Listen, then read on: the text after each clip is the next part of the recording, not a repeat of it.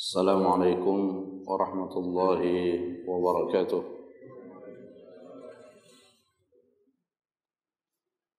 Innal hamdalillah nahmaduhu wa nasta'inuhu wa nastaghfiruh wa na'udzu billahi min shururi anfusina wa min sayyiati a'malina.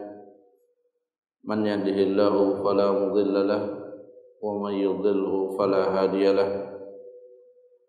أشهد أن لا إله إلا الله وحده لا شريك له وأشهد أن محمدا عبده ورسوله. اللهم صل على محمد وعلى آله وصحابته ومن سار على نهجه واهتدى بهديه واستنى بسنته إلى يوم القيامة. يا أيها الذين آمنوا اتقوا الله حق تقاته ولا تموتن إلا وأنتم مسلمون. اللهم علمنا بما ينفعنا وانفعنا بما علمتنا وزدنا علما وتوفيقا وألحقنا بالصالحين. أما بعد، معاشر المسلمين جماعة صلاة subuh rahimani wa rahimakumullah. Alhamdulillah, pada kesempatan ini kita kembali melanjutkan majelis ilmu kita pada penjelasan kitab Taisirul Karimir Rahman fi Tafsir Kalamil Mannan. Dan alhamdulillah, pada pertemuan yang sebelumnya kita telah menjelaskan firman Allah Azza wa Jalla di dalam surah Al-Mursalat dari ayat yang ke-16 sampai ayat yang ke-19. Dan pada ayat-ayat tersebut Allah Subhanahu wa taala menyampaikan kepada kita semua bahwa Allah telah membinasakan umat-umat terdahulu dengan sebab-sebab yang mereka memang berhak untuk dibinasakan. Dan Allah mengangkat cerita umat-umat terdahulu tidak lain supaya kita mengambil pelajaran. Ketika mereka dibinasakan, maka kita berusaha mencari tahu kenapa mereka dibinasakan. Karena dengan kita mengetahui sebab mereka dibinasakan, maka kita tentunya akan berupaya menjauhi sebab-sebab yang menyebabkan mereka dibinasakan. Dan di sisi yang lain, Allah juga sering menceritakan tentang umat-umat terdahulu yang mendapatkan keutamaan dan keistimewaan. Dan tentunya mereka mendapatkan hal tersebut juga ada sebabnya. Maka kita juga mencari tahu apa sebab mereka mendapatkan keutamaan tersebut agar kita dapat mendapatkan keutamaan dan keistimewaan yang serupa. Kemudian di surah Al-Mursalat ada satu ayat yang disebutkan secara berulang-ulang, yaitu wailu yawma idzil lil mukadzibin. Celakalah, binasalah pada hari itu orang-orang yang mendustakan hari akhirat. Ayat ini disebutkan secara berulang, baik disebutkan berulang pada surah ini dan juga pada surah-surah yang lain, sebagai bentuk peringatan kepada orang-orang Quraisy pada waktu itu, dan juga peringatan ini tetap relevan hingga saat ini dan hingga hari kiamat, di mana Allah mengingatkan kita bahwa penyebab seseorang mendapatkan kebinasaan, kesengsaraan di hari akhirat itu ketika seseorang mendustakan yang namanya hari akhirat.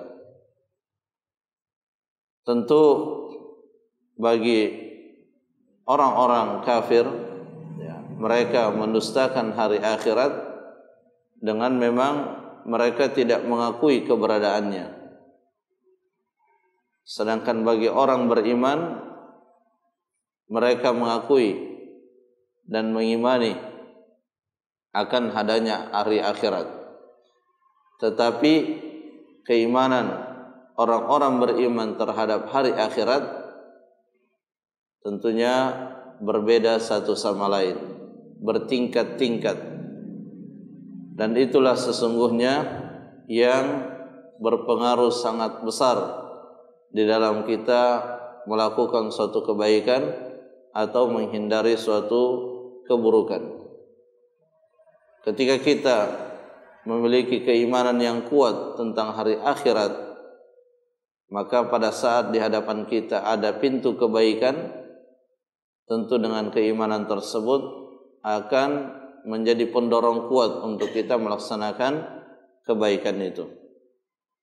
Demikian pula sebaliknya, ketika kita sangat yakin akan hari akhirat dan kita terbisiki untuk melakukan suatu keburukan, maka kita juga akan memiliki kekuatan dan kemampuan untuk menghindari keburukan tersebut, karena adanya rasa takut di dalam diri kita terkena dampak buruk di hari akhirat jika kita melaksanakan dan melakukan perbuatan tersebut. Karenanya seperti yang sering kita sampaikan, Nabi sallallahu alaihi wasallam ketika akan memerintahkan suatu kebaikan atau ketika memperingatkan dari suatu keburukan, maka terkadang Nabi sallallahu alaihi wasallam mengawalinya dengan kata-kata man kana yu'minu billahi wal yaumil akhir. Siapa yang benar-benar beriman kepada Allah dan hari akhir.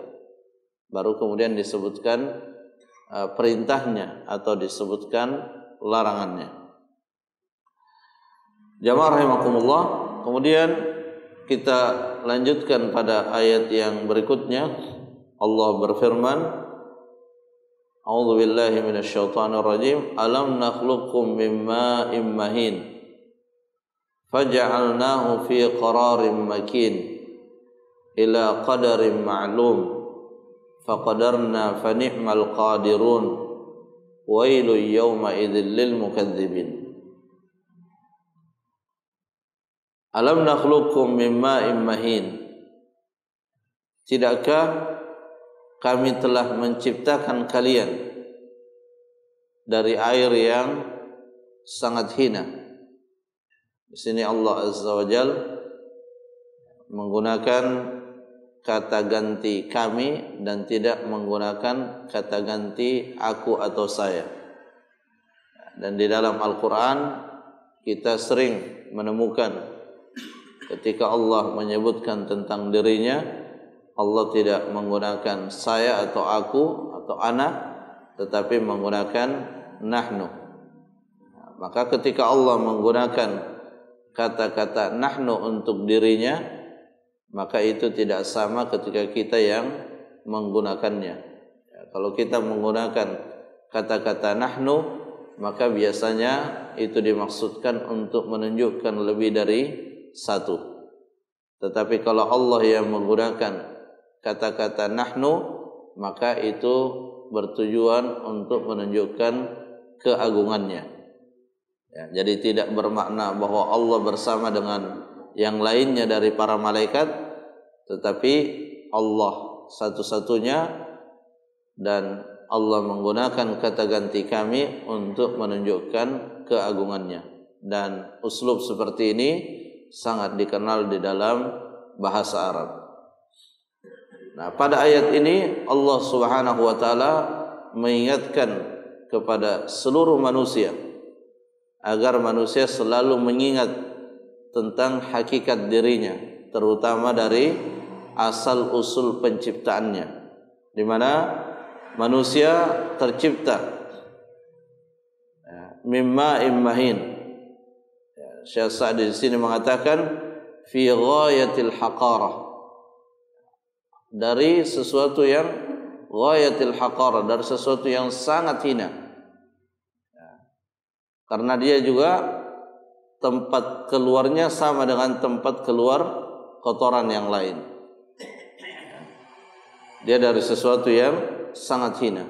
Dan inilah yang perlu untuk selalu diingat oleh manusia, sehingga seseorang itu selalu tawadhu di hadapan ayat-ayat Allah dan sunnah-sunnah Rasulullah sallallahu alaihi wasallam. Para ulama sering mengingatkan hakikat daripada manusia itu awal mulanya adalah air yang sangat hina, kemudian akhirnya dia akan menjadi mayit yang kalau tidak dikubur itu akan menimbulkan bau yang sangat busuk. Dan di antara keduanya, di antara manusia dari air yang hina kemudian menjadi mayit, di antaranya itu dia hidup di dunia ini, kemana-mana dia membawa kotoran di dalam perutnya, hanya saja terlindungi oleh daging dan kulit. Tetapi hakikatnya kemana-mana kita membawa kotoran.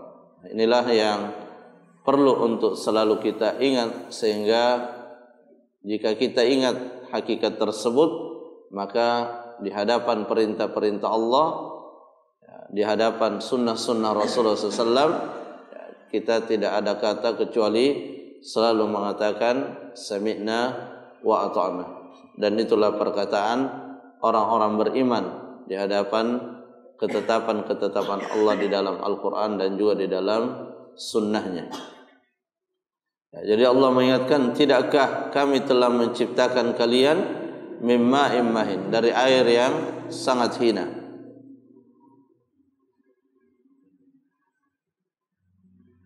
Faja'alnahu fi qararin makin, kemudian kami menempatkan air tersebut pada tempat yang sangat kokoh, sangat kuat. Yang dimaksud di sini adalah rahim. Ya, rahim seorang ibu. Disitulah air itu ditempatkan, dan disitulah kemudian manusia itu tumbuh. Dari yang awalnya air kemudian tumbuh, dan tahapan-tahapannya itu dijelaskan secara rinci di surah Al-Mu'minun, dan di surah yang lain juga disebutkan hal tersebut. Faja'alnahu fi qararin makin ila qadarin ma'lum, hingga pada waktu yang telah ditetapkan. Ya, maksudnya seorang ibu mengandung sesuai dengan waktu yang telah ditetapkan oleh Allah Azza wa Jal, di mana di dalam Al-Quran secara tersirat disebutkan bahwa paling minimal seorang ibu mengandung itu adalah 6 bulan. Paling minimal itu adalah 6 bulan dengan hitungan Hijriyah, berdasarkan firman Allah Azza wa Jal, wa hamluhu wa fisaluhu 30 syahran. Dan wanita itu hamil dan menyusui selama 30 bulan. Jadi kalau dikaitkan dengan ayat yang lain yang mengatakan bahwa anak itu disusui maksimal 2 tahun, ya, berarti 24 bulan. Ya, 2 tahun 24 bulan, masih ada sisanya 6 bulan. Maka dari situlah para ulama menyimpulkan bahwa anak yang seorang ibu mengandung itu paling minimal 6 bulan. Ya, paling minimal 6 bulan. Jadi kalau ada anak yang lahir kurang dari 6 bulan, maka itu tidak bisa dinisbatkan nasabnya kepada seorang laki-laki, tetapi dia dinisbatkan nasabnya kepada seorang wanita. Itu diantara konsekuensi hukum, ya, ketika ada yang lahir kurang dari 6 bulan. Dan banyak hukum-hukum yang berkaitan dengan hal ini, baik yang berkaitan dengan hukum jinayat, ya, di mana ketika ada anak, ada seorang perempuan melahirkan di bawah 6 bulan, maka itu merupakan qarina, merupakan salah satu bukti yang kuat bahwa dia telah melakukan perzinahan. Ila qadarin ma'lum faqadarna fa ni'mal qadirun. Maka kami menetapkan segala sesuatunya di dalam proses air yang hina tadi di dalam rahim, ditetapkan oleh Allah Subhanahu wa taala tahapan-tahapannya, kemudian ditetapkan dia menjadi alaqah, dia menjadi mudghah, kemudian ditiupkan ruh, kemudian ditetapkan baginya rezeki, ajalnya dan seterusnya. Fa ni'mal qadirun, dan Allah sebaik-baik yang menetapkan segala sesuatu. Kemudian di akhir ayat disebutkan kembali wailu yauma idzil lil mukadzibin. Diulang lagi ayat yang sudah diulang sebelumnya. Wailu yauma idzin lil mukadzibin. Celakalah, binasalah bagi orang-orang yang mendustakan. Kenapa dikatakan diulang lagi celaka dan binasa? Karena orang yang mendustakan tersebut dia tidak tahu diri. Di sini sudah disebutkan bahwa dia itu adalah makhluk yang hina, makhluk yang sangat lemah, tapi berani-beraninya dia mendustakan apa yang dibawa oleh Nabi Muhammad sallallahu alaihi wasallam. Maka kata yang tepat untuk mereka itu adalah wailu yauma idzil lil mukadzibin. Dan di sini juga kita diajarkan salah satu uslub di dalam Al-Qur'an, di mana suatu penyampaian itu terkadang memang harus disampaikan secara berulang-ulang.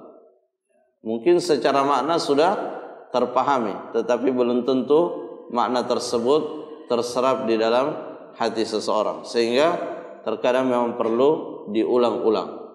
Sama juga ketika kita menasihati seseorang, ketika kita menyampaikan suatu kebaikan, maka terkadang tidak cukup kebaikan itu disampaikan hanya 1 kali, 2 kali, tetapi butuh untuk disampaikan secara berulang-ulang.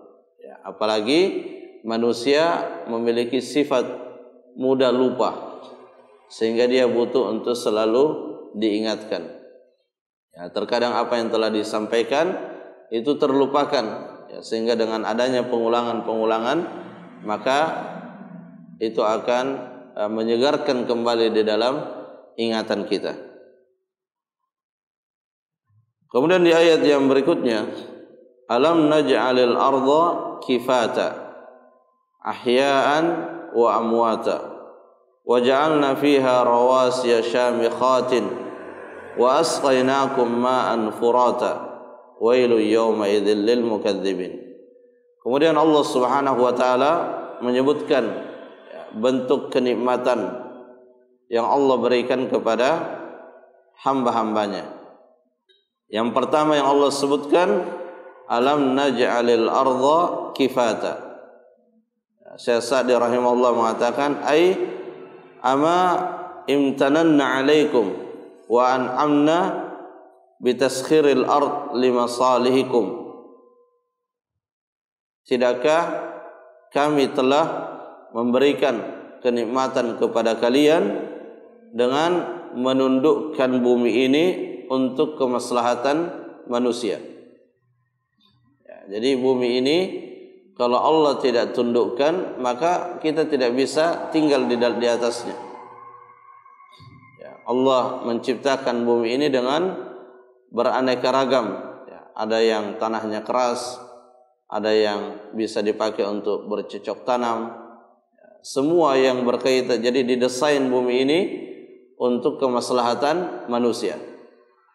Tetapi tidak sebatas untuk dinikmati, tapi untuk dijadikan sebagai sarana menegakkan ubudiyah, penghambaan kita kepada Allah Azza wa Jalla. Jadi Allah tundukkan bahkan bukan hanya buminya, tapi dan apa yang ada di dalamnya, hewan ternaknya, lautannya, lautan bisa dilewati, ya, udaranya bisa dilewati dengan pesawat. Kalau Allah tidak tundukkan maka tidak bisa. Ya, tidak bisa kapal itu berjalan di atas lautan atau pesawat itu terbang di atas udara kalau Allah tidak menundukkan itu semua. Bahkan hewan yang secara fisik sangat kuat tapi bisa ditundukkan oleh manusia karena Allah menundukkannya. Itu semua adalah kenikmatan yang Allah berikan untuk manusia, tetapi bukan diberikan sekadar untuk dinikmati, tapi Allah memberikannya supaya dijadikan sebagai sarana untuk menghamba, untuk beribadah kepada Allah Azza wa Jalla sesuai dengan apa yang telah diajarkan oleh Nabi Muhammad sallallahu alaihi wasallam. Alam najalil arda kifata. Jadi tidakkah menjadikan bumi ini sebagai tempat berkumpulnya seluruh manusia. Yang hidup dia di permukaan bumi, yang sudah mati dia di perut bumi. Semua untuk manusia. Atasnya dan dalam di bawahnya. Yang di atasnya digunakan oleh orang-orang yang masih hidup, yang sudah meninggal itu dikubur di dalam perut bumi. Makanya di ayat selanjutnya disebutkan ahya'an wa amwata. Bumi ini bukan hanya untuk orang yang hidup saja, tapi orang yang hidup dan orang yang sudah meninggal. Wa ja'alna fiha rawasiya, dan kami menjadikan di bumi ini rawasiya. Ya, rawasiya gunung-gunung, jibal. Tursil ard, yang mengokohkan bumi. Li'alla tamida bi ahliha, supaya bumi tidak bergoyang, tidak bergoncang, tidak gempa. Jadi kalau tidak Allah Subhanahu wa taala, ya seperti dalam surah yang lain dikatakan wal jibala autada. Gunung itu adalah pasak. Ya, watat itu asalnya ketika orang buat tenda, buat kemah, maka ada tiangnya. Nah, kita lihat bagaimana tenda atau kemah ketika tiangnya dilepas, maka dia akan hancur. Ya, makanya ketika diceritakan tentang hari kiamat, Allah Subhanahu wa taala menceritakan ya dengan menyebutkan bahwa wa takunul jibal kal ihnil manfush. Ya, gunung-gunung itu bergeser dari tempatnya dan hancur. Kalau gunungnya hancur, ya seperti tenda tadi yang sudah diambil, bumi itu seperti tenda yang diambil tiangnya, dia juga akan hancur. Jadi gunung ini adalah nikmat yang sangat luar biasa yang Allah berikan kepada manusia. Ya, jadi dia bukan hanya sebatas pemandangan indah yang kita menikmatinya hanya sebatas keindahannya, tetapi yang terpenting dari itu adalah kita mengingat bahwa itu adalah kenikmatan yang luar biasa yang Allah berikan kepada manusia. Yang lagi-lagi bukan sebatas untuk dinikmati, tetapi untuk dijadikan sebagai wasilah di dalam mendekatkan diri kita kepada Allah Azza wa Jalla.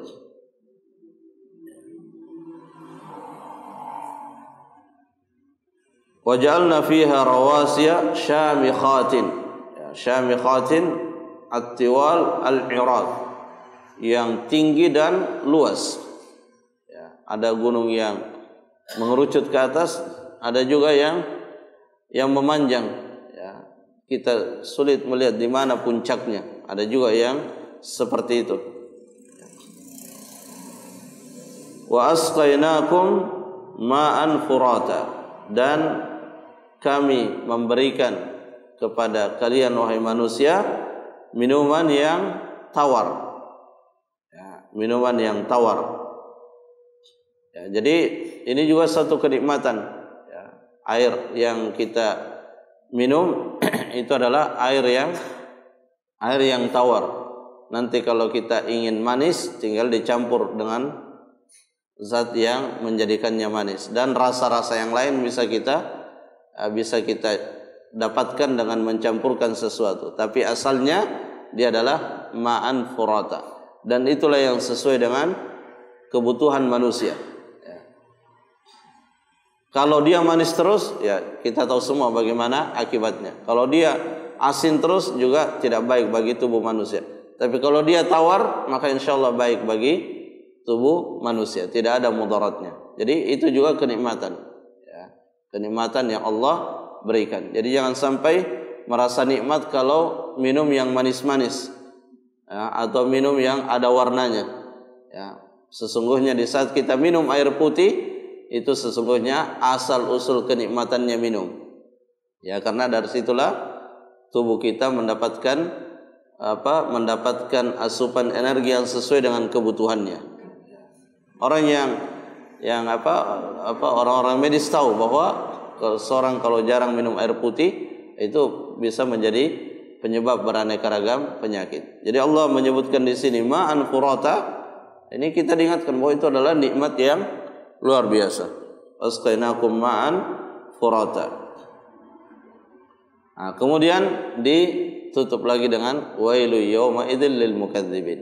Ya, sudah dikasih nikmat yang luar biasa, ya, ditundukkan bumi untuk mereka, kemudian dikasih air yang tawar dan kenikmatan-kenikmatan yang lain, tetapi masih mendustakan ayat-ayat Allah, mendustakan apa yang disampaikan oleh Rasulullah. Maka kata yang tepat sebagai ancaman bagi mereka, semoga dengan ancaman itu sadar.